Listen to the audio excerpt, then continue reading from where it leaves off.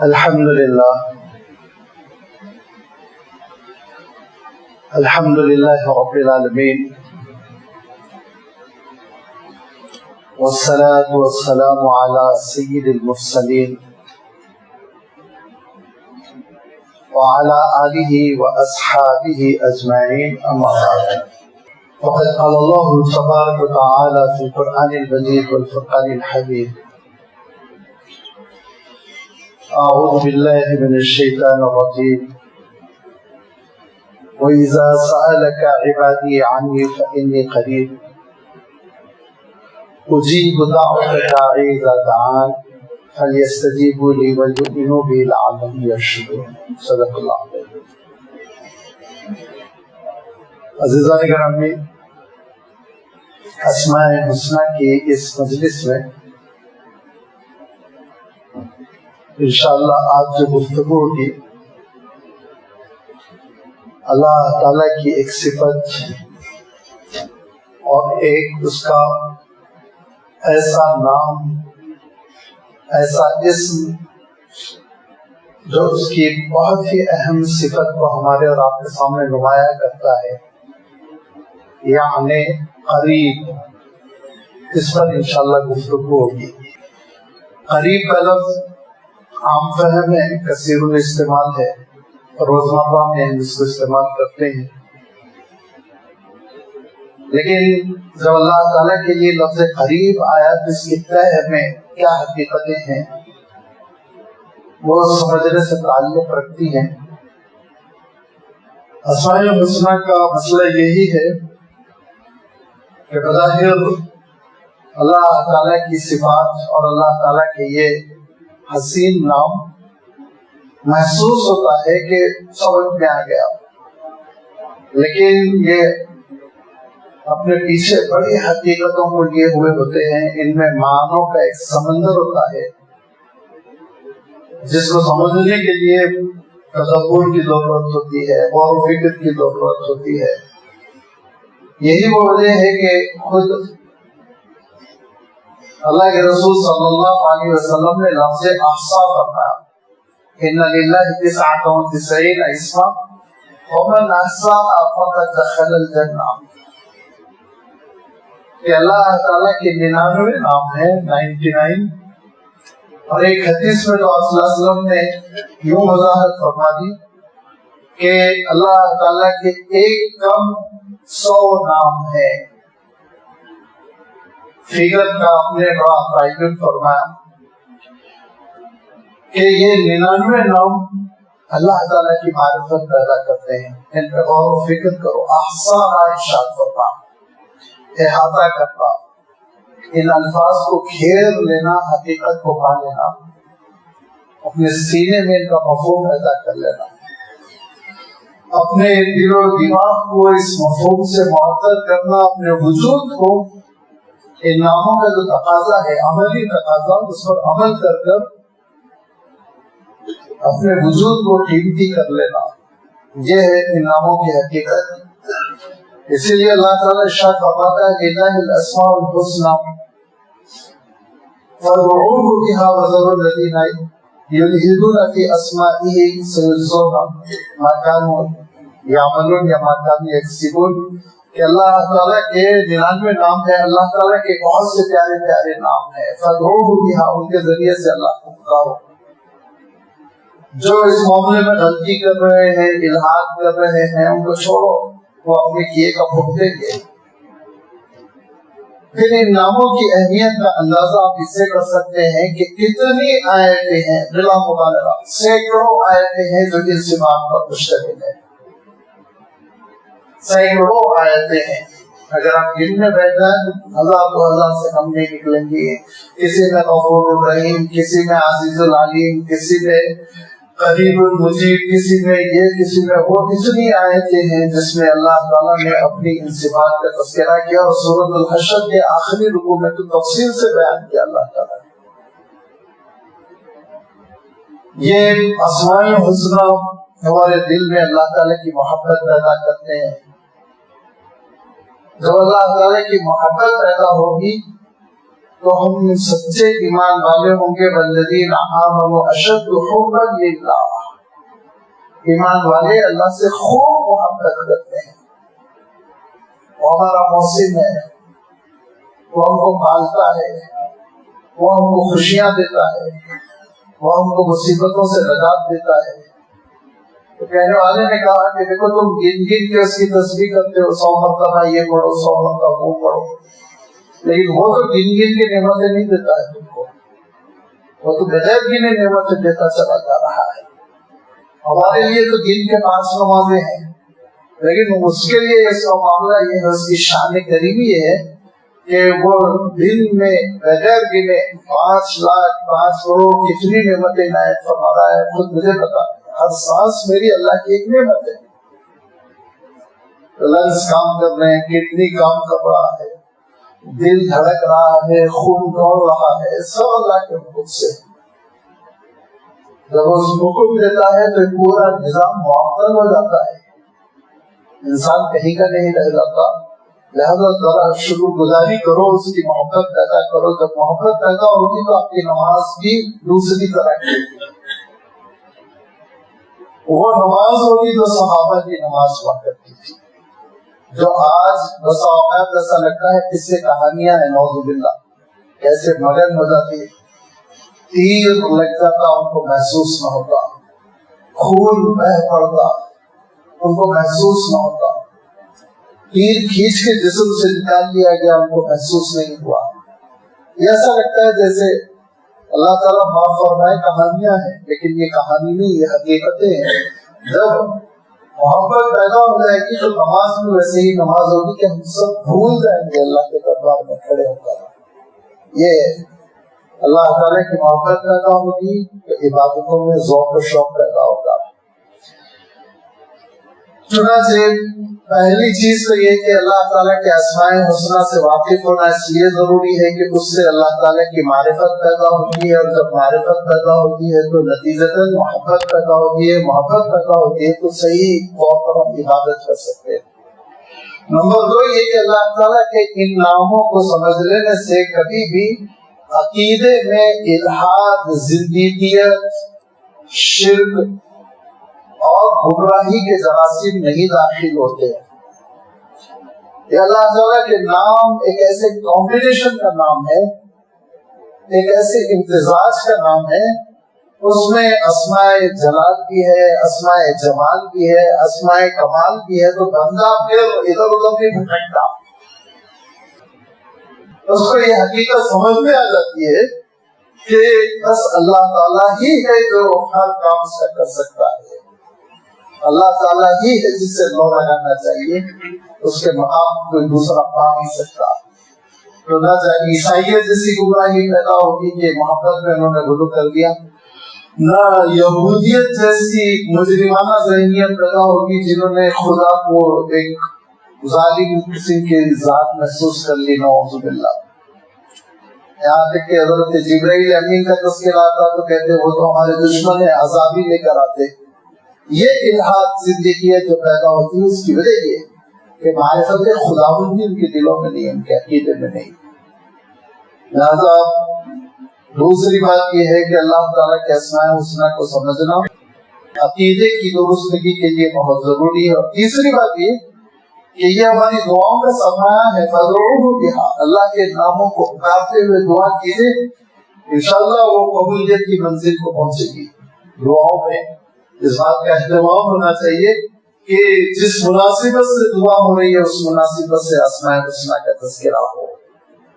اور میں عرض کر چکا ہوں کہ ایک بدوی مسجد نبوی میں دعا کرتے ہوئے کہہ رہے تھے کہ وَأَسْأَلُكَ بِاللَّهِ الَّذِي لَمْ يَلِدْ وَلَمْ يُولَدْ الْحَيُّ الْقَيُّومُ، اسماء الحسنی کا تذکرہ کرتے ہوئے دعا کر رہے تھے۔ اللہ کے رسول صلی اللہ علیہ وسلم نے ارشاد فرمایا یہ اللہ کے ان ناموں کی دہائی دے کر دعا کر رہا ہے کہ جب کوئی بندہ ان ناموں کا توسط لے، وسیلہ لے، دہائی دے تو اللہ تعالیٰ اس کی دعا ریجیکٹ نہیں کرتا ہے، قبول کرتا ہے۔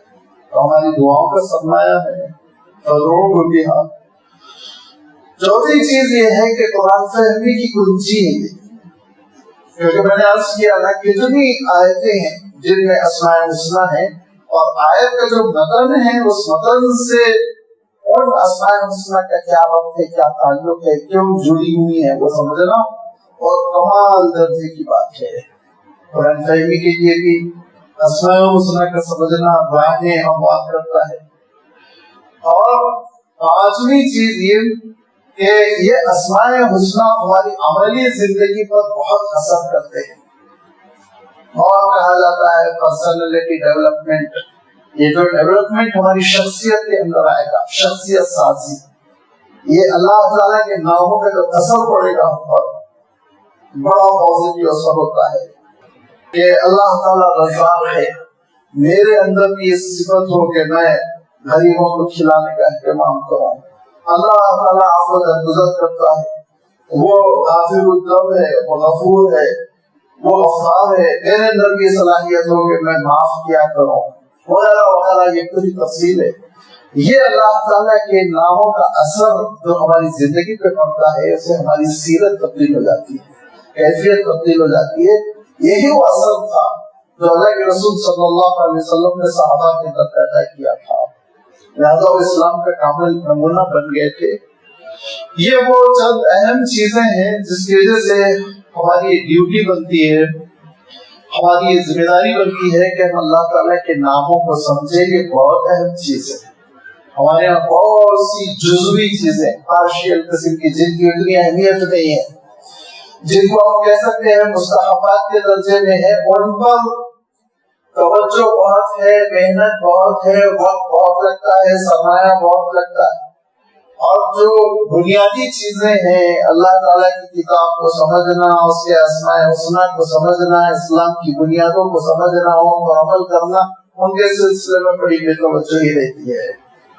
میں تو سمجھتا ہوں یہ شاید ابلیس کی چالوں میں سے ایک چال ہے کہ ان چیزوں میں لگا دو جو مستحبات ہیں, ان چیزوں سے محروم کر دو جو فرائض و واجبات ہیں, جو اسلام کے ارکان ہیں. اسماء الحسنہ کو سمجھنا بہت بڑی ذمہ داری ہے. الحمدللہ اسی نقطۂ نظر سے یہ مجلس قائم کی گئی اور دھیرے دھیرے آج نوبت آ گئی کہ 56ویں نشست ہے 56, اور ہم نے بہت سارے اسماء الحسنہ پر یہاں مذاکرہ کیا. اللہ کا لاکھ لاکھ شکر ہے کہ وہ ہم کو توفیق دیتا ہے. مہمان بھی اچھا خاصا ہوتا تھا, لیکن رمضان المبارک اور دھوپ کی وجہ سے لوگوں کی آج اٹینڈنس ذرا کم ہے. لوگوں نے آنا کو ترجیح دی, کوئی حرج نہیں ہے, جو ہے وہ خوش نصیب ہے. عبادت میں اجر مل رہا ہے, ثواب ہوگا. میں نے عرض کیا یہ سراسر ایک عبادت ہے, بہت اہم کام ہے. اس کام کو بس خوش نہیں ڈالنا چاہیے, امت نہیں سمجھ رہی ہے. لیکن معاملہ یہی ہے جیسے میں نے عرض کیا کہ غیر اہم کاموں پر توجہ زیادہ, کوئی مشاعرہ ہو جائے, جلسہ ہو جائے, بھیڑ بھاڑ, بیٹھنے جگہ نہیں, پیسے لٹائے جا رہے, کیا کیا تماشے ہو رہے ہیں, خرافات. اور اللہ تعالیٰ سے محبت, جب اس کے دربار میں بیٹھ کے اس کے ناموں کو سمجھنا جو ہماری اور آپ کی نجات کے لیے انتہائی ضروری ہے, اس کے سلسلے میں بے توجہی, اس کو بھی دور کرنے کی ضرورت ہے, اس غفلت کو دور کرنے کی ضرورت ہے. اللہ تعالیٰ توفیق دے کہ ہم کوشش کریں صحیح طور پر کہ اس کے ناموں کو ہم سمجھے, اسماء الحسنہ کو سمجھے. انہی اسماء الحسنہ میں لفظ قریب اللہ تعالیٰ کے لیے آیا ہے. اردو میں بھی لفظ استعمال ہوتا ہے قریب. 3 مرتبہ اللہ تعالیٰ کے لیے لفظ قریب ہی آیا ہے, اور 2 مرتبہ اقرب آیا ہے, جو قریب سے بھی زیادہ مفہوم رکھتا ہے. ان 3 مقامات جو قرآن مجید میں آئے ہیں, ان میں سے پہلا مقام سورۃ البقرہ کا ہے, جو اسی ماحول کے لیے ہے, رمضان المبارک. کہ اللہ تعالیٰ نے رمضان کے احکام کے تذکرے کے بعد یہ ارشاد فرمانے کے بعد کہ دیکھو تم پر روزے اسی طرح فرض کیے گئے جس طرح پچھلی امتوں پر فرض کیے گئے تھے, تاکہ تمہارے اندر تقویٰ پیدا ہو. یہ روزے تم پر فرض کر دیے گئے رمضان المبارک میں, جو مہینہ قرآن مجید کا مہینہ ہے. اسی میں قرآن پاک نازل ہوا تمہاری ہدایت کے لیے, رہنمائی کے لیے. تم میں سے جو کوئی اس ماہ کو باندھے روزے رکھے, ہاں بیمار کے لیے گنجائش ہے وہ قضا کر سکتا ہے, مسافر کے لیے گنجائش ہے وہ قضا کر سکتا ہے. اور یہ اس لیے ہے تاکہ تم اللہ تعالیٰ کی کبریائی بیان کرو, اس کا شکر کرو, इसी सियाक में अल्लाह ताला इरशाद फरमाता है इज़ा सअलका इबादी अन्नी फइन्नी करीब। ऐ रसूल, जब कोई मेरा बंदा मेरे बारे में पूछे कि रमजानुल मुबारक में रोजे की कैफियत में मैं अल्लाह ताला को पुकारूं तो मेरी दुआओं का क्या होगा, दुआएं वो कैसे कबूल करेगा। तो जब कोई मेरा बंदा मेरे बारे में पूछे तो आप उसको जवाब दीजिए इन्नी करीब, मैं बहुत करीब हूँ। अब इस करीब का जो तर्जुमा हो सकता है वो बहुत वजाहत तलब है। इरशाद फरमाया इन्नी करीब मुजीब दावत दाई इज़ा दआन, पुकारने वाला जब पुकारता है और दुआ करता है तो मैं उसकी दुआ कबूल करता हूँ, मगर शर्त है, वरना ट्रैफिक नहीं चलेगी। मैं तुम्हारी बात सुनूंगा लेकिन शर्त यह है तुम भी मेरी बात सुनो। फरमाया कि फल यस्तजीबू ली, वो भी तो मेरी बात सुने। मैंने उस पे नमाज फर्ज कर दिया और उसके लिए पुकारा गया, मेरे हुक्म से पुकारा गया हैया अलल सलाह हैया अलल फलाह।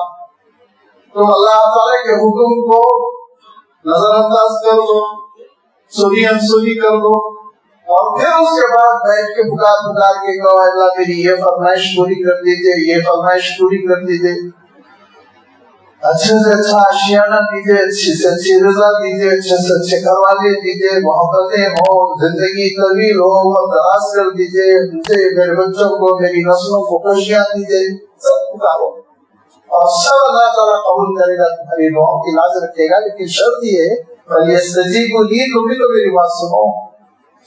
मेरी बात तुम नहीं सुनोगे तो तुम्हारी बात मैं सुनूं ये लाजिम हो, जरूरी नहीं है। सुनना हो तो सुनूंगा वरना रिजेक्ट करूंगा। मैं यूं मिलूंगी एतमाद के साथ, तुम्हारा कॉन्फिडेंस के साथ, ईमान के साथ अल्लाह ताला सुनने वाला है, अल्लाह ताला दुआओं को पूरा करने वाला है, यकीन की कैफियत हो। और यही वो तरीका है जो तुम्हारे लिए राह रुश्द है, हिदायत की राह है, यही वो रास्ता है जो सही रास्ता है। इसी से तुम्हारी दुआओं को कबूलियत की मंजिल मिलेगी। जो लफ्ज़ करीब आया है, इस लफ्ज़ करीब के सिलसिले में मुफस्सिरीन ने तशरीह की और ये फरमाया कि देखो ये करीब जो है ना कि अल्लाह ताला करीब है इस एतबार से कि अल करीब मिन हैसुल इल्म, अल करीब मिन हैसुल कुदरत, अल करीब मिन हैसुल समा, अल करीब मिन हैसुल इजाबा। ये चार चीजें समझनी होगी। वो करीब है इस एतबार से, वो अपनी कुदरत के एतबार से बहुत करीब है, घेरे हुए है हमको। हम उसकी कुदरत से, हम उसकी पकड़ से, हम उसके निजाम से जिसमें उसने हमको बांध दिया, निकल नहीं सकते। तो ये अल्लाह ताला का इल्म भी हमसे करीब है कि जो कुछ हम कर रहे हैं वो सब अल्लाह के इल्म में है। लिहाजा बतदरीज अल्लाह ताला ने ये बात इरशाद फरमाई कुरान मजीद में कि अगर दो आदमी सरगोशी कर रहे हैं तो ये समझ लो तीसरा अल्लाह ताला है, सुन रहा है। ये गलत फहमी में ना हो हम और तुम हो। और मैं जब कभी दो सरगोशी कर रहे हैं तीसरा अल्लाह ताला है। और मैं जब कभी तीन मिलके कानाफूसी कर रहे हैं, छुप के गुफ्तगू कर रहे हैं, मगर फरेब कोई साजिशी जाल तैयार कर रहे हैं, तो ये नफरत में ना हो। हम भी लोग हैं सब कॉन्फिडेंस पे कहा चौथा अल्लाह ताला है वहाँ इल्म के एतबार से। और इसी को आगे चल के अल्लाह ताला ने इतना इजाफा फरमा दिया, इतना क्लियर किया इस मसले को, इसी वजाहत की कि कोई फिर झोल बाकी नहीं रह गया। अल्लाह ताला इरशाद फरमाया हमने तुमको पैदा किया, हमने तुमको वजूद दिया और हमने तुम्हारे अंदर सलाहियत रखी कि ज़हन और फिक्र करे, दिल धड़के, जिंदगी का निजाम चले। वना अलम मा तुवस्विसु बिही नफ्सुहु, और तुम्हारा दिल तुमसे क्या कहता है वो हम वाकिफ हैं उससे, हम वाकिफ हैं। अल्लाह ताला इरशाद फरमाता हमारे इल्म में, इरशाद फरमाया इसलिए कि वनहनु अक़रबु इलैहि मिन हब्लिल वरीद, जो तुम्हारी शारक है जिससे खून दौड़ता है, जो असल वेन है जिससे हमारी और आपकी जिंदगी बाकी है, हमारा उससे कहीं करीब अल्लाह ताला है तुमसे। ये शारक भी तुम्हारे कल्ब से हो सकता दूर हो, लेकिन अल्लाह ताला का इल्म वो और अल्लाह ताला की कुदरत उससे कहीं करीब है। لہذا تمہارے دل میں، دل جب ہم کہتے ہیں تو یوں سمجھ لیجیے مرکز تأخر، تخیل، جہاں خیالات آتے ہیں، جہاں عقل کے احکام صادر ہوتے ہیں، وہاں اللہ تعالیٰ کا علم ہے، اللہ تعالیٰ جانتا ہے۔ اور اس موقع پر یہ حقیقت کو سمجھنی چاہیے کہ اگر بری نیت ہے اس سے بھی اللہ تعالیٰ واقف ہے، اگر وسوسے ہے تو اس سے بھی اللہ تعالیٰ واقف ہے۔ یہ دونوں الگ الگ چیزیں ہوتی ہیں۔ بری نیت ہم قصدن کرتے ہیں ارادے سے، ارادے میں ہم یہ سوچ کر کہ بھئی یہ فلاں کام غلط کروں گا، اچھا کروں گا۔ نیک نیت ہے تو کوئی مسئلہ ہی نہیں، لیکن نیت بری ہے تو وہ اللہ تعالیٰ اس سے واقف ہے۔ تو قصدن ہم جو بری نیتیں کر رہے ہیں وہ اللہ کے علم میں۔ وسوسے جو ہے میرے اور آپ کے اختیار میں نہیں رہتے، وسوسے آتے چلے جاتے ہیں، انسان کو ذرا روکنا پڑتا ہے، اسپیڈ بریکر لگانا پڑتا ہے۔ وسوسے کس کو کہتے ہیں؟ ادھر ادھر کے خیالات آ جانا، غیر ضروری باتیں ذہن میں آتی چلی جاتی۔ بالخصوص نماز کی کیفیت میں آپ دیکھیں گے کہ بڑے وسوسے آنے لگتے ہیں، خیالات آنے لگتے ہیں، ادھر ادھر انسان بھٹک جاتا ہے، سوچنے لگتا ہے۔ بری نیت نہیں کر رہا، وہ کسی قتل کی سازش نہیں کر رہا ہے، کسی گناہ کے ارتکاب کی نیت نہیں کر رہا ہے، لیکن برے خیالات آ رہے ہیں۔ کبھی امریکہ میں ٹہل رہا ہے، کبھی آسٹریلیا میں ٹہل رہا ہے، تو یہ ارشاد فرمایا سب سے اللہ تعالیٰ واقف ہے۔ ہاں، اللہ تعالیٰ پکڑ نہیں فرماتا۔ اللہ کے رسول صلی اللہ علیہ وسلم نے بشارت دے دی کہ اس طرح کے برے خیالات نکالنے کو کوشش کرو، نماز میں ہو تو نماز کی کیفیت کرو، لیکن اگر غیر اختیاری طور پر تمہارے دل و دماغ میں گھس رہے ہیں تو فرمایا اللہ تعالیٰ معاف فرماتا ہے، پکڑ نہیں کرتا۔ اللہ تعالیٰ کی مہربانی ہے، اس کی رحمتوں کا معاملہ ہے، ایسی چیزوں کو پکڑ نہیں۔ تو اللہ تعالیٰ اپنی قدرت اور علم کے اعتبار سے اتنا قریب ہے، اتنا قریب ہے کہ میرا قریب ترین ساتھی، اگر باپ ہے تو بیٹا اور اگر ماں ہے تو اپنی اولاد، وہ اتنا قریب نہیں ہے، پڑوس میں بیٹھے ہوئے ہیں، لیکن ان کو نہیں معلوم میرے بیٹے کے ذہن میں کیا چل رہا ہے، ان کو نہیں معلوم میرے ساتھی کے ذہن میں کیا چل رہا ہے۔ اللہ تعالیٰ کو معلوم ہے، وہ جانتا ہے یہ کیا سوچ رہا ہے۔ لہٰذا یہ اللہ تعالیٰ کی معرفت ہمارے اور آپ کے دلوں میں پیدا ہونا چاہیے کہ اللہ تعالیٰ بہت قریب ہے، بہت قریب ہے، کیونکہ اقرب، اس کو عربی گرامر میں کہتے ہیں افعال التفضیل، جس میں بہت قریب ہونے کا ترجمہ ہوتا ہے، بہت زیادہ، سب سے زیادہ وہ قریب ہے ہمارے اور آپ کے۔ لہٰذا اللہ تعالیٰ ارشاد فرماتا ہے نحن اقرب الیہ من حبل الورید، کہ شہرت جو ہوتی ہے اس سے کہیں زیادہ ہم اپنے بندوں سے قریب ہے۔ تو یہ قریب ہونا علم کے اعتبار سے، یہ قریب ہونا قدرت کے اعتبار سے، القریب من حیث القدرت والقریب من حیث العلم۔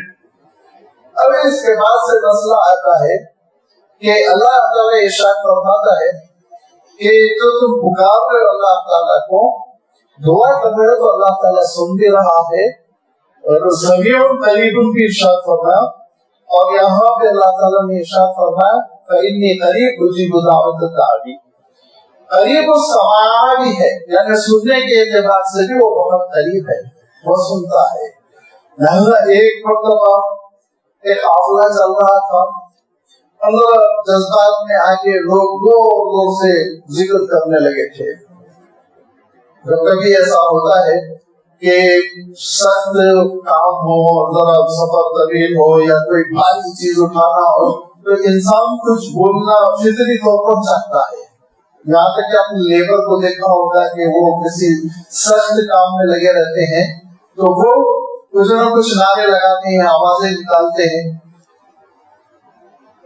عرب دور جاہلیت میں حدیقہ ہوا کرتے تھے، وہ نغمے گایا کرتے تھے، کچھ نظمیں ہوتی تھی جو پکارا کرتے تھے اونوں کو لے کر۔ اللہ کے رسول صلی اللہ علیہ وسلم نے اللہ تعالیٰ کی معرفت کا سر کیا تھا تو کیفیت بدل گئی، صحابہ ذکر کر کے پکارنے لگے، جیسے ہمارے حضرات میں غلط رواج ہے، میت کو اٹھاتے ہیں تو چیخ چیخ کے ذکر کرتے ہیں، جس کو اللہ کے رسول صلی اللہ علیہ وسلم نے یہودیوں کی علامت بتائی۔ اس حقیقت کو سمجھنا چاہیے۔ آپ صلی اللہ علیہ وسلم فرماتے ہیں مسلم میتوں کی نشانی خاموشی سے چلتے ہیں، اور یہودیوں کی میت کی نشانی وہ شور کرتے ہوئے چلتے ہیں. عجیب آپ کے شہر میں رواج ہو گیا, اس کو روکیے, خاموشی سے ذکر کرتے ہوئے چلنا چاہیے. میت کو لے کر شور پکارا نہیں کرنا چاہیے, سنت کے خلاف ہے. میں یہ عرض کر رہا تھا کہ صحابہ ذرا پکارنے لگے, اللہ اکبر لا الہ الا اللہ اللہ اکبر. اللہ کے رسول نے روکا اور کہا کس کو پکار رہے؟ جس کو تم پکار رہے وہ بہرا نہیں ہے, وہ بہرا نہیں ہے, تم کو چیخنے کی ضرورت نہیں ہے. شاید آرام سے ذکر کرو, ذکر جہر کی ضرورت نہیں, سری طور پر تم ذکر کرو, دبی آواز میں اس کو پکارو, ذکر کرتے رہو. لیکن یہ چیخنا چلانا نعرے لگانا اللہ کے رسول صلی اللہ علیہ وسلم نے روک کر باضابطہ کہا کہ دیکھو جس کو تم پکار رہے ہو نا وہ بہرا نہیں ہے, نعوذ باللہ. ہلکے ہلکے جب تم ذکر کرو گے وہ ضرور سماعت کرے گا, کیونکہ وہ سماعت کے اعتبار سے تم سے بہت قریب ہے. اسلامی تعلیمات کا آغاز ہوا تو لوگ بہت سے دور جاہلیت سے آ رہے تھے, بہت سے احکام سے ناواقف تھے. تو ایک عرب بندوں نے اللہ کے رسول صلی اللہ علیہ وسلم سے سوال کیا کہ اللہ کے رسول دعائیں کیسی ہوں؟ قریب ربنا فنناجیہ ام بعید فننادیہ. اللہ میاں بہت دور ہے, پکار پکار کے دعا کریں, نہیں حلق میں خاموشی سے کر لیں. اللہ کے رسول صلی اللہ علیہ وسلم نے کہا دونوں کا کرو, اعتدال کے ساتھ کرو, اعتدال کو پکڑو, ہلکی ہلکی آواز میں کرو. تلاوت کا بھی یہی حکم ہے کہ جب آپ تلاوت کر رہے ہو تو چلانے کی ضرورت نہیں. جب آپ تلاوت کر رہے ہو تو منہ کے اندر زبان کو حرکت دینے سے تلاوت نہیں کہلائے گی, وہ تلاوت نہیں کہلائے گی. تلاوت کے لیے تھوڑی سی آواز مطلوب ہے, کتنی؟ جتنا میں خود سنوں. میں جب تلاوت کر رہا ہوں تو مجھے خود میری آواز سنائی دینی چاہیے تاکہ معلوم ہو میں کیا پڑھ رہا ہوں. اگر آپ زبان چلائیں گے تو جیسے اخبار پڑھتے ہیں ویسے پڑھیں گے تو تلاوت کا اجر برا نہیں ملے گا. مصنوع طریقہ تلاوت کا یہ ہے. لہذا میں عرض کر رہا تھا کہ اللہ کے رسول صلی اللہ علیہ وسلم نے ارشاد فرمایا نہ چیخو نہ چلاؤ, آرام سے دعا کرو, نہ بالکل معلوم یہ ہونٹ پہ تالا لگا ہوا ہے اندر اندر اندر اندر دعا کر رہو. یہ دونوں کیفیت ٹھیک نہیں ہے, ہلکی سی آواز میں دعا کرو. لہذا اللہ تعالیٰ یہ قریب ہے سماعت کے اعتبار سے بھی, وہ سنتا ہے جب ہم دعائیں کرتے ہیں. اب جب سماعت کے اعتبار سے اللہ تعالیٰ ہم سے قریب ہے تو پھر ارشاد فرمایا القریب من حیث الاجابہ, دعا قبول کرنے کے معاملے میں بھی وہ ہم سے بہت قریب ہے. دعا قبول کرنے کے معاملے میں بھی وہ ہم سے بہت قریب ہے, ہماری ضرورتوں کو جانتا ہے. لہذا یہ آیت میں جو اللہ تعالیٰ نے بات ارشاد فرمائی کہ انی قریب اجیب دعوت الداعی اذا دعان, یہی اجابت ہے, دعا قبول کرنا. اس میں کوئی شک نہیں کہ قبولیت دعا کے لیے کچھ شرطیں ہیں, قبولیت دعا کے لیے کچھ طریقہ کار ہے, کچھ آداب ہے, کچھ مستحبات ہے جن کی تفصیل میں یہاں پہ میں نہیں آنا چاہتا ہوں. لیکن دو تین باتیں ضرور آپ کی خدمت میں رکھوں گا کہ دعا کی قبولیت کے سلسلے میں دو اہم ترین باتیں ہیں. ایک تو یہ کہ اس کے کچھ آداب ہیں, اس کے کچھ احکام ہیں, لیکن ایمرجنسی میں بندہ جیسی حالت میں پکارے گا اللہ تعالیٰ قبول کرے گا. مجھے مصیبت آ گئی اور سامنے چیتا کھڑا ہے, وہ مجھے چیر پھاڑ کرنے کے لیے اپنا وضو کر کر قبلہ رخ ہو کر روزانوں بیٹھ کر پکارنے تک تو چیتا اپنا کام کر جائے گا نا. ایمرجنسی آ گئی ہے تو جس پوزیشن میں آپ اللہ تعالیٰ کو پکاریے اللہ تعالیٰ دعا قبول کرے گا. حضرت یوسف علیہ السلام کنویں میں گرے ہوئے ہیں, 7 سال کا بچہ ہے, کنویں میں, جنگل میں ہے, رات تاریک ہے, اندھیرا ہے, اور اس موقع پہ ہیروں کی چیخ پکار اور وحشی جانوروں کی دہاڑ, یہ ساری چیزیں حضرت یوسف علیہ السلام کے کان میں پڑ رہی ہے. اور حضرت یوسف علیہ السلام اللہ تعالیٰ کے دربار میں عرض کرتے ہیں, نہ وضو کرنے کا موقع, نہ سجدہ کرنے کا موقع, نہ جانماز بچھا کر قبلہ رخ بیٹھنے کا موقع. وہ تو ایک خوش کنویں میں پڑے ہوئے ہیں نا, اور وہ بھی گہرا ہے کنواں. لیکن حضرت یوسف علیہ السلام یہ کہتے ہیں کہ اللہ اگر آزمائش ہے تو اس آزمائش سے گزرنے کی توفیق اور اس آزمائش سے کامیابی کے ساتھ برآمد ہونے کی توفیق بھی تیرے ہاتھ میں ہے. اور اللہ اگر خدا نہ خاصہ پچھلے گناہوں کی سزا ہے تو معاف کرنے والی ذات بھی تو ہی ہے. فرشتوں نے کہا کہ محمد ایک اندھیرے کنویں سے ایک بچے کی آواز آ رہی ہے. آواز بچے کی ہے, کلام نبوت کا ہے. اللہ آواز تو بچے کی ہے, کلام نبیوں میں سے ہے. اللہ تعالیٰ نے کہا مجھے معلوم ہے بچہ کون ہے, کہاں ہے, کیا کہہ رہا ہے, لہذا جاؤ اس کو یہ پیغام دو, اس بچے کو یہ پیغام دو کہ لَتُنَبِّئَنَّ بِأَمْرِهِمْ هَذَا وَهُمْ لَا يَشْعُرُونَ. اے یوسف تم نہ صرف تم بقید حیات رہو گے, بحفاظت اس کنویں سے نکلو گے, بلکہ تمہارے بھائیوں سے ملاقات ہوگی اور تم ان کو ان کی اس غلطی کی اطلاع دو گے, اور وہ نادانی میں پڑھ کر جو تمہارے ساتھ معاملہ کیے وہ سب تم ان کو سناؤ گے. وَأَوْحَيْنَا إِلَيْهِ لَتُنَبِّئَنَّهُمْ بِأَمْرِهِمْ هَذَا وَهُمْ لَا يَشْعُرُونَ. اوحینا کا لفظ اللہ تعالیٰ ارشاد فرما رہا ہے جبکہ حضرت یوسف علیہ السلام ابھی بہت کم عمر ہے, نبوت سے بہت دور, لیکن جس طریقے کی وحی رہی ہوگی اللہ تعالیٰ نے حضرت یوسف کو بھیجی کہ وہ سنت نازل ہے, اور وہ نہ صرف سنتا ہے بلکہ دعاؤں کو قبول کرتا ہے. اور یہی چیز آپ دیکھیں گے حضرت یونس علیہ السلام سلسلے میں کہ جب بڑی تفصیل ہے, سورہ یونس میں کچھ ہے, سورۃ النون میں کچھ ہے. حضرت یونس علیہ السلام نے ایک اجتہاد فرمایا کہ عذاب کی علامتیں ہیں کہ قوم بچنے والی نہیں, مجھے ہجرت کر لینی چاہیے. ہجرت کی تو بہت ہی نبیوں کا طریقہ ہے. ایک ہی گیپ رہ گیا تھا, ایک ہی کمی رہ گئی تھی جس کو ہم اور آپ تو خطا نہیں کہہ سکتے, لیکن نبیوں کی اصطلاح اور رسولوں کی اصطلاح میں وہ دراصل خطا تھی. اور وہ گیپ یہ رہ گیا تھا, وہ کمی یہ رہ گئی تھی کہ حضرت یونس علیہ السلام تک ابھی وہی نہیں آئی تھی کہ ہجرت کر لو. وقت آ گیا تھا, وہی نہیں آئی تھی. لہذا حضرت یونس علیہ السلام اللہ تعالیٰ کی اجازت کے بغیر ہجرت فرما لیتے ہیں, اور ہجرت ضروری ہے, اور پہ عذاب آنے والا ہے, اور تباہ ہونے والی ہے. آثار نمایاں ہو چکے ہیں عذاب کے, ہر نبی نے ہجرت کی ایسے موقع پر, لیکن اجازت کے ساتھ. اللہ کے رسول صلی اللہ علیہ وسلم بھی حالات بہت خراب ہو چکے تھے, صحابہ کو آپ صلی اللہ علیہ وسلم بھیج رہے تھے مدینہ منورہ کی طرف, لیکن اللہ کے رسول صلی اللہ علیہ وسلم نے خود اس وقت تک ہجرت نہیں کی جب تک کہ وحی آ گئی کہ اب وقت آ گیا ہے, آپ اس شہر کو چھوڑ کر آپ بھی ہجرت کر جائیں, مدینہ منورہ چلے جائیں. کیونکہ نبیوں کی ہجرت بہت اہم ہوتی ہے. یاد رکھیے یہ ہماری طرح نہیں ہے کہ سعودی عرب چلے گئے کمانے کے لیے, امریکہ شفٹ ہو گئے, آسٹریلیا شفٹ ہو گئے. نبیوں کی ہجرت کا معاملہ یہ ہوتا ہے جیسے ہی نبی وہ شہر چھوڑ کر جاتا ہے اس شہر پر پھر عذاب آتا ہے, اس بستی پر عذاب آتا ہے. یہ بس اللہ کے رسول صلی اللہ علیہ وسلم کے ساتھ خاص رہا. رحمت للعالمین تھے نا کہ 10 سال کی اور اللہ تعالیٰ نے مہلت دی ان کو. دھیرے دھیرے دھیرے دھیرے دھیرے دھیرے وہ بستی تباہ ہوئی. بستی تو نہیں, اہل کفر تباہ ہوئے. لیکن دیگر انبیاء کے سلسلے میں آپ حالات اٹھا کر پڑھیے کہ حضرت لوط علیہ السلام کا قوم سے نکلنا ادھر عذاب آنا, حضرت صالح علیہ السلام کا قوم سے نکلنا ادھر عذاب آنا, حضرت شعیب علیہ السلام کا قوم سے نکلنا ادھر عذاب آنا. بس وہ ابھی بستی کراس نہیں کرتے تھے, عذاب آتا تھا, ان کو حکم ہوتا تھا لا یلتفت منکم احد, پلٹ کے نہیں دیکھنا کیا ہو رہا ہے, عذاب کی صورت بھی نہ دیکھنا, آگے بڑھتے چلے جانا. تو یہ عرض کر رہا تھا نبیوں کی ہجرت بہت اہم ہوتی ہے, اس سے تو قوموں کی تقدیروں کے فیصلے ہو جاتے ہیں.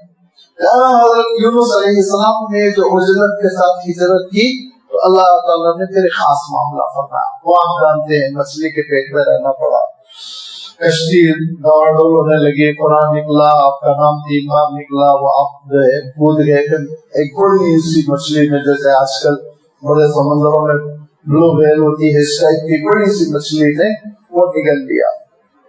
پتا نہیں وہ مچھلی بھی فطری طور پر مچھلی تھی, اللہ تعالیٰ نے اس خاص کام کے لیے پیدا کیا تھا, تو اللہ ہی جانتا ہے.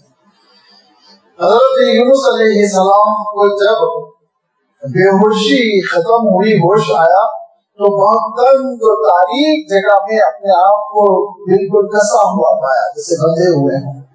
لیکن حضرت یونس علیہ السلام نے اپنے آپ کو کوشش کر سجدے کی شکل میں منتقل کیا اور سجدے کی شکل میں جانے کے بعد حضرت یونس علیہ السلام نے مچھلی کے پیٹ میں کہا کہ لا الہ الا انت سبحانک انی کنت من الظالمین. پروردگار آپ تھوڑی نعوذ باللہ کوئی خطا کرتے ہیں, آپ کی ذات تو بے عیب ہے. یہ عاشقانہ محبانہ انداز دیکھیے اللہ سے محبت کا معاملہ کہ مولا تیرے سوا کوئی معبود نہیں اور آپ تو پاک ہے, بالاتر ہے خطاؤں سے, عیوب سے, غلطیوں سے. نعوذ باللہ آپ کے پاس یہ چیزیں نہیں. انی کنت من الظالمین, خطا ہوگی تو مجھ سے بھی ہوگی, میں گناہگار رہا ہوں. فرشتوں نے کہا اے اللہ اجنبی مقام ہے, آواز معروف ہے, آواز بڑی معروف ہے, فیملیئر ہے, یہ آواز روز رات میں ذکر کر کے اٹھتی تھی, آپ کی دربار میں آتی تھی, لیکن آج اجنبی مقام سے آ رہی. اللہ تعالیٰ نے فرشتوں سے کہا مجھے معلوم ہے آواز کس کی ہے, مقام کس کا ہے, کیونکہ میں بہت قریب ہوں, سنتا ہوں. بندے کے بہت قریب ہوں, اگرچہ کہ وہ سمندر کی تہ میں اور مچھلی کے پیٹ میں ہے اور دبی دبی آواز میں مجھے پکار رہا ہے, لیکن میں اپنے علم کے اعتبار سے, اپنی قدرت کے اعتبار سے, اپنی سماعت کے اعتبار سے اس سے بہت قریب ہوں. جب پروردگار قدرت کے اعتبار سے, علم کے اعتبار سے اور سماعت کے اعتبار سے, سماعت کے معنی ہیئرنگ سننا, تو آج کل اردو بھی کمزور ہو گئی نا, اردو کا بھی رخصتی کا وقت آ گیا ہے, دھیرے دھیرے ہمارے پاس ہندی جگہ لینے لگی. اور اس سے بڑی مصیبت تو یہ ہے کہ صرف دینی مدرسوں میں اردو باقی رہ گئی, باقی دیکھتے دیکھتے اردو کی, جس کو یو پی کے اصطلاح میں کہتے ہیں کہ کھٹیا کھڑی ہو گئی ہے. ایک ایسی زبان جس میں اتنا اسلامی لٹریچر ہے, جس کے بارے میں مولانا علی میاں صاحب رحمۃ اللہ علیہ کہتے تھے کہ عربی زبان کے بعد کسی زبان میں اتنا اسلامی لٹریچر نہیں ہے. عربی تو عربی ہے, اللہ تعالیٰ کی سرکاری زبان. اس کے بعد اردو میں سیرت کی کتاب ہے, تفسیر کی کتاب ہے, تاریخ کی کتاب ہے. یہ بھی ہماری ڈیوٹی ہے تھوڑا اب اپنے بچوں کو اردو سکھائیں. دیکھیے 600 سال ہندوستان کی سرکاری زبان فارسی رہی, لیکن آپ کے برادران وطن کا کارنامہ ہے انہوں نے 600 سال ہندی کو مرنے نہیں دیا, اپنے گھروں میں برقرار رکھا. اور ہم لوگ 60 سال میں ہی الٹے ہو گئے. تھوڑی تھوڑی اردو سیکھیں. یہاں بھی غالباً اردو کی کلاس ہوتی تھی, آج کل ہو رہی نہیں ہو رہی, تو داخلہ لیں, اردو سیکھیں. بڑی قیمتی زبان ہے, ہماری ڈیوٹی ہے اس کو باقی رکھے. کوئی بھی زبان یاد رکھیے حکومت اور دولت برقرار نہیں رکھ سکتی. یہ دو جو بیل ہوتے ہیں نا, اقتدار کا بیل, دولت کا بیل, یہ بیل گاڑی چلا سکتے ہیں, ہیلی کاپٹر اور پلین نہیں چلا سکتے. ہیلی کاپٹر پلین کیسے چلتا ہے, اندر کے پیٹرول سے. تو کوئی بھی زبان کے چاہنے والے اگر اس زبان کو زندہ نہ رکھے تو نہ حکومت رکھ سکتی ہے اور نہ ہی دولت رکھ سکتی ہے. وہ حیدروں کا تجربہ دیکھ لیجیے, دنیا کی سب سے بڑی دولت لگ رہی ہے, حکومت لگ رہی ہے, زبان زندہ نہیں ہو پا رہی. یہ لفظ سماج سننے کے معنوں میں ہے, اردو میں استعمال میں آتا ہے. سماج جب اللہ تعالیٰ کے لیے ہم استعمال کر رہے ہیں اس کے معنی ہوتے ہیں اللہ تعالیٰ کی وہ سننے کی صلاحیت, ایسی سننے کی صلاحیت جو کسی انسٹرومنٹ کی محتاج نہیں. میں اور آپ سنتے ہیں الحمدللہ, جانور بھی سنتا ہے کچھ نہ کچھ, ہر ایک کے سننے کی صلاحیت میں فرق ہے. میرے مقابلے میں چمگادڑ 10,000 گنا زیادہ سنتا ہے. ہمارے انسان کے مقابلے میں چمگادڑ اتنا سنتا ہے کہ اگر قریب میں کوئی کیڑا گر جائے تو اس کو اتنی آواز آتی ہے جیسے کہ بم بلاسٹ ہوا ہو. اب وہ دیکھتا نہیں ہے نا, وہ سننے کی وجہ سے جائے گا اور وہ ہوا جو ٹکرائے گی تو اس کو پتا چل جائے گا 2 فٹ پہ دیوار ہے, وہ واپس ہو جائے گا. یہ سب سائنسی چیزیں آپ کی ہے, میں بلا وجہ بیان کر رہا ہوں. تو میں عرض کر رہا ہوں کہ چمگادڑ آپ کو 10,000 گنا سنتا ہے اور سانپ 1 گنا بھی نہیں سنتا. اب وہ اس کی باڈی محسوس کرتی ہے, فضا میں جو ارتعاش ہو رہا ہے, دھمک ہو رہی ہے, اس سے محسوس ہوتا ہے کہ کوئی آ رہا ہے اور وہ متنبع ہوتا ہے کہ دیکھنے لگتا ہے. سانپ کو کام نہیں ہوتی, سماعت نہیں ہوتی.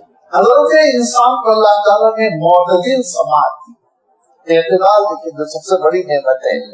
لیکن یاد رکھیے میری اور آپ کی سماج جو ہے وہ اس انسٹرومنٹ کی محتاج ہے. پورا انسٹرومنٹ ہے, اندر پردے ہیں, پردے میں کروڑوں کا کروڑ سوراخ ہے, اور ان سوراخوں سے یہ ہوا کی لہریں گزرتی ہیں اور جا کے میننگ دیتی ہیں الفاظ کو ذہن میں. جب آپ آشنا ہوتے ہیں تو میننگ دیتی ہے, ناشنا ہوتے ہیں تو صرف آوازیں کان میں آتی ہیں. کوئی زبان ایسی یوز کر رہا ہے جس سے آپ واقف نہیں ہیں, تو وہ آواز شین کی آواز اپنے سوراخ سے داخل ہوگی, سین کی آواز اپنے.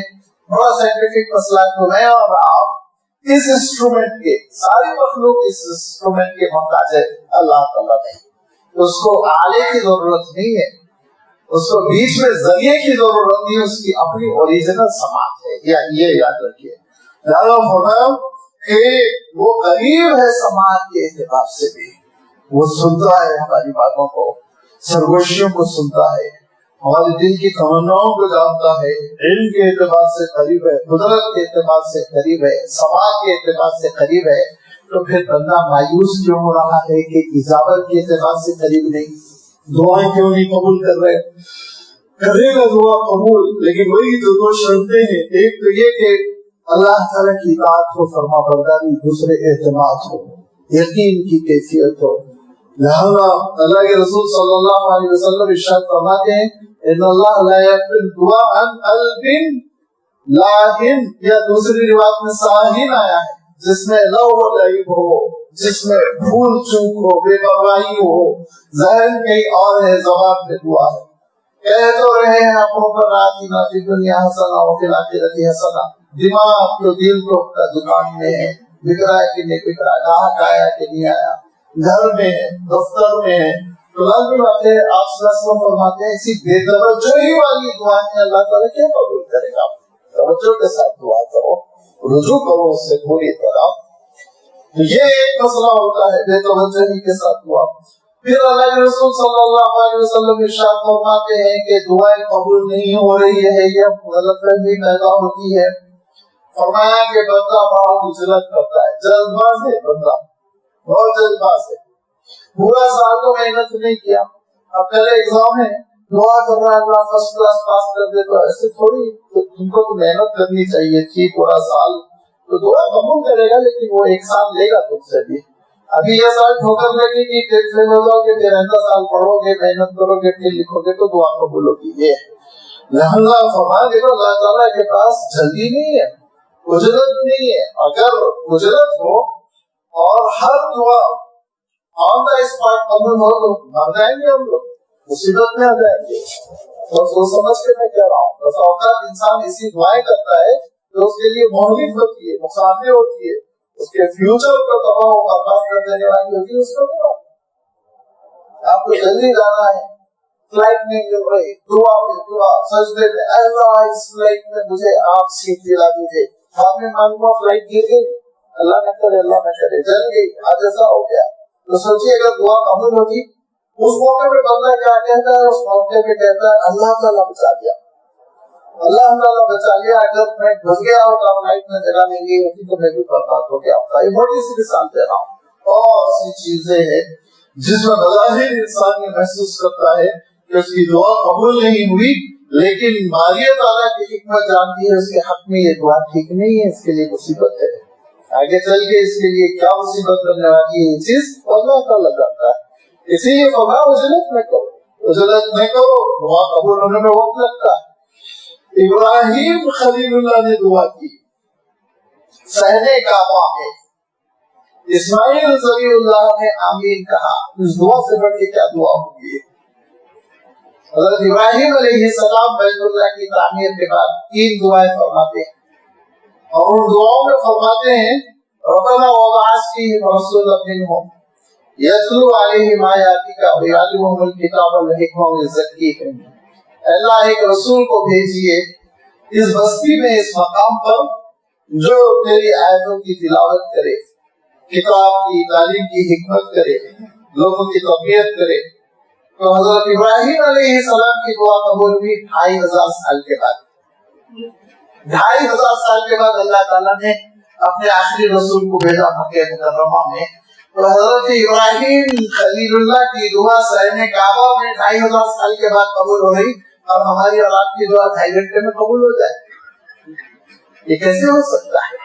اللہ تعالیٰ کی حکمت ہے، اللہ تعالیٰ کے علم ہے، اس کی مشیت ہے، وہ اپنی مشیت اور حکمت کی روشنی میں فیصلے فرماتا ہے کہ کس بندے کو کیا دینا ہے، کتنا دینا ہے، کب دینا ہے، دینا بھی ہے کہ نہیں دینا ہے۔ اور سی چیزیں ایسی ہوتی ہے جو بندہ مانگ لیتا ہے لیکن بندہ اس کو سنبھال نہیں پاتا۔ حضرت ابو ذر غفاری رضی اللہ تعالیٰ عنہ آپ صلی اللہ علیہ وسلم کی خدمت میں بیٹھے ہوئے تھے، اللہ کے رسول صلی اللہ علیہ وسلم اس وقت وہ عہدے تقسیم فرما رہے تھے، تم یمن کے گورنر رہو گے، تم بصرہ سنبھال لو، اس طرح مثال دے رہا ہوں میں کہ مختلف علاقوں کی ذمہ داریاں دے رہے تھے، عہدے دے رہے تھے۔ حضرت ابو ذر نے کہا اللہ کے رسول مجھے بھی کہیں کی ذمہ داری دے دیجیے، کسی علاقے کا گورنر، قاضی، عہدے دار۔ تو اللہ کے رسول صلی اللہ علیہ وسلم نے خاموشی اختیار کی اور اپنے فیصلے جاری رکھے۔ پھر حضرت ابو ذر نے کہا، پھر اللہ کے رسول صلی اللہ علیہ وسلم نے پہلو دہی فرمائی۔ تیسری بار جب حضرت ابو ذر نے کہا تو کہا کہ دیکھو ابو ذر میں واقف ہوں کس کو کیا دینا ہے۔ اگر ایسا سوال کرو گے اور تمہارے سوال کے احترام میں کہ تم نے مطالبہ کیا چلو سن لو، میں کوئی عہدہ دے دوں گا تو تم آگے سنبھال نہیں پاؤ گے، مصیبت پہ پڑ جاؤ گے۔ اللہ کی جو نعمت بغیر اشراف نفس کے مل رہی ہے اس میں اللہ کی مدد شامل ہوتی ہے۔ جو عہدہ طرف کے انسان کوششوں سے لیتا ہے وہ عہدہ اس کے لیے آزمائش ہوتا ہے۔ آپ صلی اللہ علیہ وسلم نے فرمایا وہ عہدہ اس کے لیے آزمائش۔ یہ فرمان تھا کہ پھر حضرت ابو ذر غفاری رضی اللہ تعالیٰ عنہ نے وقت موت تک کوئی عہدہ قبول نہیں کیا، چھپتے رہے، تنہائی کی زندگی بسر کرتے رہے کہ عہدے جو ہے آزمائش بن سکتے ہیں۔ تو جو چیز ہم مانگ رہے ہیں عہدوں کی شکل میں ہو، دولت کی شکل میں ہو، اولاد کی شکل میں ہو، برانوں میں اولاد ہے بہت محبت کی چیز ہے، آنکھوں کی ٹھنڈک ہے۔ اللہ تعالیٰ سب کو صالح اولاد دے، ان اولاد کے وجہ سے لوگوں کو راحت ملتی ہے، لیکن کبھی کبھی اولاد بہت آزمائش بن جاتی ہے۔ اسی لیے تو سورۃ الکہف میں نا حضرت خضر نے کام تمام کر دیا کہ یہ بچہ تمہارے لیے فتنہ بننے والا تھا، اتنا فتنہ بننے والا تھا کہ تم کو بھی مرتد کر دیتا، ایمان سے محروم کر دیتا، اور میں اللہ کے حکم سے اس بچے کو ختم کر رہا ہوں، تم رو رو کے نیک اولاد مانگو گے، اللہ تعالیٰ نیک اولاد دے گا، انشاءاللہ تمہارا بھی ایمان قائم رہے گا، بچے کا بھی ایمان قائم رہے گا۔ تو اللہ نے کہاں سے آزمائش ہے، لہذا دعا کرنا ہماری ڈیوٹی ہے۔ یاد رکھیے قبولیت اس کا کام ہے، وہ جانتا ہے کہ کس شکل میں قبول کرنا ہے۔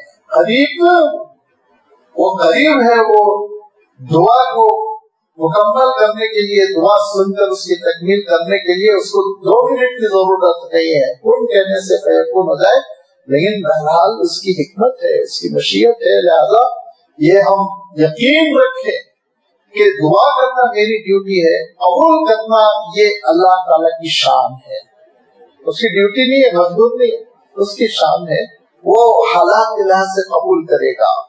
لہذا دعا کا اہتمام کرتے رہنا۔ کیوں؟ اس لیے کہ اللہ تعالیٰ یہ ارشاد فرماتا ہے دعا کرنا صرف اس لیے نہیں کہ تمہاری حاجتیں پوری ہوں، دعا اس لیے نہیں کہ تمہاری ضروریات کی تکمیل ہو، دعا اس لیے ہے کہ دعا سے تمہاری بندگی ظاہر ہوتی ہے، کہ تم اپنے آپ کو بندہ سمجھتے ہو، مالک نہیں سمجھتے ہو۔ اور جب تمہارے اندر یہ بندگی نہیں ہوتی ہے اور بے نیازی کی کیفیت ہوتی ہے تو ہم بھی تم کو ذلیل اور رسوا کر کے پھینک دیتے ہیں۔ لہذا اللہ تعالیٰ ارشاد فرماتا ہے کہ جو بندے دعا نہیں کرتے اور دعاؤں سے پہلو نہیں کرتے ہیں، اپنے آپ کو ضرورت مند نہیں سمجھتے، تو ان کے سلسلے میں اللہ تعالیٰ کا معاملہ یہ ہے کہ اللہ تعالیٰ بھی ان کو جہنم کے راستے پہ چلا دیتا ہے۔ لہذا دعا کرنا یہ ہماری ڈیوٹی، عبادت ہے، عبادت ہے۔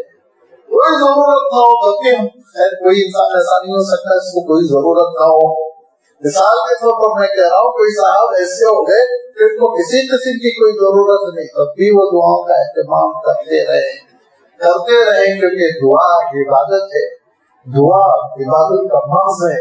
اس یقین کے ساتھ دعا کریں کہ اللہ تعالیٰ بہت قریب ہے۔ اذا سألك عبادی عنی فإنی قریب اجیب دعوت الداعی اذا دعان فلیستجیبوا لی ولیؤمنوا بی لعلہم یرشدون۔ یہ اللہ تعالیٰ کے قریب ہونا۔ اب اللہ تعالیٰ کا قریب ہونا یہ تو اللہ تعالیٰ کی صفت ہو گئی، اور میں ہمیشہ آپ کی خدمت میں عرض کرتا ہوں کہ اس عقیدے کی تعمیر کے بعد، اس فکر کی تعمیر کے بعد معاملہ آتا ہے عمل کا، میں اور آپ کیا کریں۔ لہٰذا اللہ کے رسول صلی اللہ علیہ وسلم نے ہماری اس معاملے میں بھی رہنمائی فرما دی، اور اللہ کے رسول صلی اللہ علیہ وسلم نے ہم کو کوئی ویکیوم کے ساتھ، خلا کے ساتھ نہیں چھوڑا، فیصلہ ہرگز نہیں۔ جو کوئی ایسا تصور کرے وہ اللہ کے رسول صلی اللہ علیہ وسلم کے شان میں کبھی کرتا ہے۔ اللہ کے رسول صلی اللہ علیہ وسلم نے پورا عقیدہ، پورا دین، پورا اخلاق، ہر چیز ہم کو عطا کر دی۔ لہٰذا اللہ کے رسول صلی اللہ علیہ وسلم نے یہ ارشاد فرمایا کہ اب اللہ تعالیٰ تمہارے قریب ہے، تم کو اللہ کے قریب ہونا ہے کہ نہیں ہونا ہے؟ تم کو اللہ کے قریب اگر ہونا ہے تو اللہ کے رسول صلی اللہ علیہ وسلم ارشاد فرماتے ہیں کہ یاد رکھو، سجدے میں جاؤ اور خوب اپنے مولا کو پکارو، کیونکہ بندہ قریب ترین ہو جاتا ہے اپنے مولا سے حالت سجدے میں۔ وَأَكْثِرُوا فِي الدُّعَاءِ أَقْرَبُ مَا يَكُونُ الْعَبْدُ مِن رَّبِّهِ وَهُوَ فِي السُّجُودِ، کہ جب بندہ اللہ کے دربار میں سجدے میں گرا ہوا ہوتا ہے تو قریب ترین ہو جاتا ہے۔ اس وقت اللہ کی نگاہ میں بڑا محبوب، معزز، ایک بچہ کھیلتا رہتا ہے، ایک بچہ اپنے ساتھیوں میں مگن رہتا ہے، ایک بچہ اپنے رشتہ داروں کے گود میں پرسکون رہتا ہے تو ماں کی بے توجہی رہتی ہے۔ لیکن وہی بچہ روتا ہے تو پھر ماں تڑپ جاتی ہے، پھر وہ بھگوان بھی چھوڑ دیتی ہے، پھر وہ گھر کے کام کاج بھی چھوڑ دیتی ہے، اور کم سے کم آپ آزما کے دیکھ لیجیے، اس کی نگاہیں ضرور جاتی ہے میرا بچہ کیوں ہو رہا ہے۔ تو ایسے ہی جب ہم زندگی بسر کرتے ہیں روٹین میں، کامن لائف، تو بات ہے اللہ تعالیٰ بھی سوچتا ہے چلو خوش ہے نا، وہ سب کچھ کر رہا ہے، لیکن جب سجدے میں روتے ہیں تو اللہ تعالیٰ فرماتا ہے میرے بندے کو کیا ضرورت پیش آ گئی۔ لہذا فرمایا اللہ کے رسول صلی اللہ علیہ وسلم نے فَأَكْثِرُوا فِي الدُّعَاءِ، تم قریب ہو اللہ سے، قریب ہو کر سجدے پہ جاؤ اور اپنے مولا کو پکارو، اس کو راضی کرنے کی کوشش کرو، دعاؤں کا اہتمام کرو۔ یہ ہماری ڈیوٹی ہے۔ ہم کو اللہ کے رسول صلی اللہ علیہ وسلم نے ذمہ داری دی کہ ہم کثرت سے سجود کریں اور سجدوں میں اللہ تعالیٰ کو پکاریں۔ ہاں، فرض نماز کے سجدوں میں جو اللہ کے رسول صلی اللہ علیہ وسلم نے تسبیحات دی، سبحان ربی الاعلیٰ، اس کے علاوہ نہیں کرنا چاہیے، خلاف سنت ہے۔ لیکن جو نوافل ہوتی ہیں، اور خاص طور پر نوافل ہی کے سجدوں میں دعا ہونی چاہیے، لیکن صرف سجدہ بھی ہو تو کوئی حالت نہیں، بغیر نماز کے سجدہ بھی کیا جائے تو یہ شریعت میں ثابت ہے۔ بہتر تو یہی ہے کہ سجدہ نماز کا ہو، 2 رکعت کی آپ نیت کریں صلاۃ الحاجہ کی، سجدے میں جائیں دعا کریں، یہ اچھا ہے، سب سے اچھا ہے۔ لیکن کسی وجہ سے اگر آپ سجدے میں گر جائے بغیر نماز کے، صرف سجدے میں جا کر اللہ تعالیٰ کو پکارے، دعا کرے، یہ بھی شریعت میں اس کی نظائر ہے، یہ بھی دعائیں قبول ہوتی ہے۔ یہی وہ سجدے کی دعا تھی جس نے 17 رمضان کو اس دنیا کی تاریخ بدل دی۔ اللہ کے رسول صلی اللہ علیہ وسلم رات میں اپنی عریش میں، جھوپڑی میں اللہ تعالیٰ کو پکار کر یہ کہہ رہے تھے کہ پروردگار، اس وقت قریش بدر کے میدان میں اپنے جیاروں کو لے کر، جوامردوں کو لے کر، اور اپنے رنگ کے جنگی ماسٹر پیس ہے، بہترین جنگجو، ان سب کو لے کر آ چکی ہے، اور اللہ اس کے مقابلے میں ایک چھوٹی سی ٹکڑی ہے، جماعت ہے، جن کے پاس نہ ہتھیار ہے نہ سواری ہے، جو اکثر و بیشتر کمزور ہے، نہتے ہیں، بوڑھے بھی ہیں، کم عمر بھی ہیں۔ اللہ ایک چھوٹی سی ٹکڑی کو لے کر میں بھی تیرے دربار میں آ چکا ہوں، اگر تو ہلاک کرتا ہے تو ہلاک کر دے، لیکن پھر کل سے تیری عبادت کرنے والے نہیں رہیں گے۔ اللہ تعالیٰ نے کہا کہ اے رسول، آپ کیوں گھبراتے ہیں؟ 1000 کا لشکر ہے، ٹھیک ہے، 1000 فرشتوں کو بھیجتے ہیں، اگر 1000 فرشتے کم ہو جائیں گے، 5000 فرشتوں کو بھیجیں گے، آپ کی نصرت ہوگی، آپ کی مدد ہوگی۔ یہ دعا سے سجدے سے اٹھے اللہ کے رسول صلی اللہ علیہ وسلم میدان میں صحابہ کو لے جاتے ہیں، چھڑی سے بتاتے ہیں یہاں ابو جہل کرے گا، یہاں عتبہ کرے گا، یہاں شیبہ کرے گا، مقامات طے کر دی اللہ کے رسول صلی اللہ علیہ وسلم نے۔ یوم الفرقان ہو گیا وہ تاریخ میں، حق و باطل کے درمیان فرق کرنے والا دن، یہ رمضان المبارک کی گھڑیاں تھی جبکہ بدر کی جنگ ہوئی تھی، اور یہی سجدے میں اللہ کے رسول صلی اللہ علیہ وسلم کی دعائیں تھی۔ دعائیں بڑی عبادت ہے، اللہ سے قریب ہونے کی ایک شکل ہے۔ سجدے میں جا کے دعا کرنا اللہ تعالیٰ کی قربتوں کا ایک نتیجہ ہے۔ یہ ہمارے لیے عملی پیغام ہے اللہ تعالیٰ اپنی قدرت کے اعتبار سے، اپنے علم کے اعتبار سے، اپنی سماعت کے اعتبار سے، دعاؤں کی قبولیت کے اعتبار سے ہم سے بہت قریب، بہت قریب، وہ ہم سے قریب ہے، ہم اس سے دور جانے کی ہرگز کوشش نہ کریں، ہم بھی اس کے قریب رہیں، اس کے احکام پر عمل کریں اور اس سے رابطہ رشتہ رکھیں، اس کا ذکر کرتے رہیں، استغفار کرتے رہیں، دعاؤں کا اہتمام کرتے رہیں، تاکہ اللہ تعالیٰ ہماری ساری زندگی کو ایک سرمایہ بنا دے اور آخرت کو اس کا اجر عنایت فرمائے۔ وآخر دعوانا ان الحمد للہ رب العالمین۔